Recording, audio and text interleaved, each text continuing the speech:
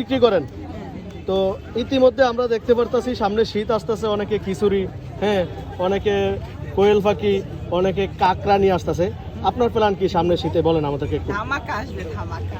হ্যাঁ, শীতে ধামাকা নিয়ে আসবো। ধামাকা মানুষ এটা এখন বলবো না, যখন নিয়ে আসবো তখন তো জানতেই পারবে। যারা ধামাকা আসবে শীতে।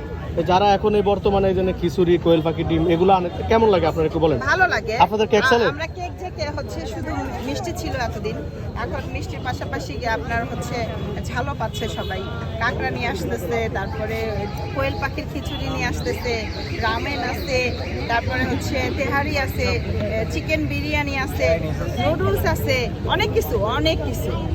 মানে আমাদের ফ্রাইড রাইস, চিকেন ফ্রাই, বাচ্চারা যেগুলো বেশি পছন্দ করে, তো এগুলো আছে এবং খুবই অল্প দামে, 100 টাকা করে প্লেট। 100 টাকা করে প্লেট।